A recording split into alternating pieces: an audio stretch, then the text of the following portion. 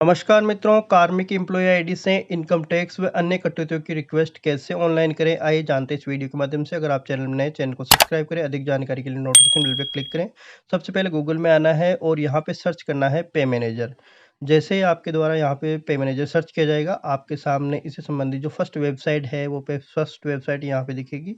इस first website को आपको यहाँ से क्लिक करना है। जैसे ही क्लिक किया जाएगा, आपके लिए लॉगिन के लिए बोला जाएगा। आपको यहाँ एम्प्लॉयी आईडी, पासवर्ड और ये कैप्चर डाल के आपको यहाँ से एम्प्लॉयी के अंतर्गत आपको यहाँ से लॉगिन करना है। जैसे ही आपके द्वारा यहाँ से लॉगिन किया जाएगा, आपके सामने जो एम्प्लॉयी है उससे संबंधित जो मुख्य डैशबोर्ड पे मैनेजर का होगा वो ओपन होगा। इस पे मैनेजर डैशबोर्ड के अंतर्गत आपको यहाँ एम्प्लॉयी कॉर्नर के अंतर्गत ऑप्शन है, एम्प्लॉयी कॉर्नर को प्रेस करना है। जैसे ही प्रेस किया जाएगा, आपके सामने यहाँ कुछ ऑप्शन दिखाई देंगे। इन ऑप्शन के अंतर्गत आपको यहाँ सबसे नीचे एम्प्लॉयी डिडक्शन रिक्वेस्ट है, इस पे क्लिक करना है। जैसे ही आपके द्वारा क्लिक किया जाएगा, आपके सामने जो सैलरी डिडक्शन रिक्वेस्ट है उस संबंधी यहाँ काफ़ी ऑप्शन दिखाई देंगे। मैंने यहाँ पे जो इनकम टैक्स और एसआई लोन से संबंधित जो रिक्वेस्ट थी वो भेजी थी 6 जनवरी को, और दोनों के दोनों मेरी जो रिक्वेस्ट है वो 10 जनवरी को यहाँ अप्रूव हो गई थी। इसके लिए जो एम्प्लॉयी आईडी से हम रिक्वेस्ट भेजते हैं उसके लिए समय निर्धारित है।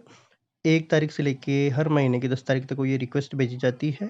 तो यहाँ हमें जैसे इनकम टैक्स से संबंधित जैसे रिक्वेस्ट करनी है, तो यहाँ ऊपर ऑप्शन दे रखा है सिलेक्ट डिडक्शन, को सिलेक्ट करेंगे।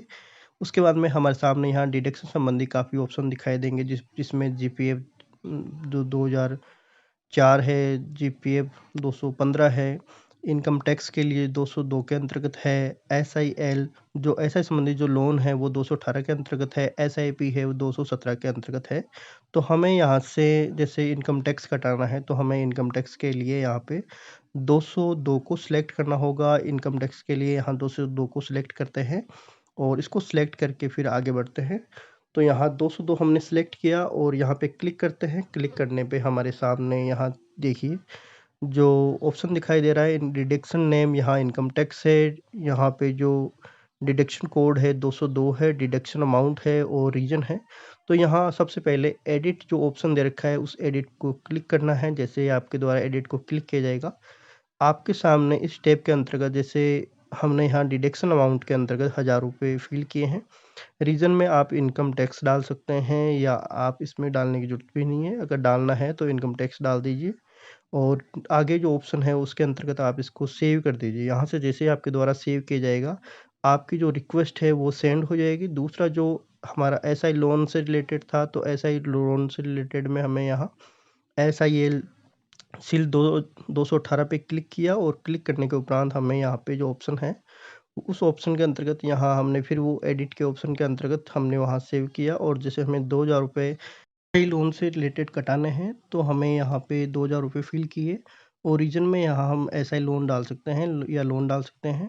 और इससे संबंधित एक बार डाटा आपको पे मैनेजर पे अपडेट करना है लोन से संबंधित, या फिर किसी महीने में जैसे आपको बढ़ाने हैं पैसे या कम करने हैं, तो आप डिडक्शन अमाउंट के अंतर्गत यहाँ आके रिक्वेस्ट सेंड कर सकते हैं।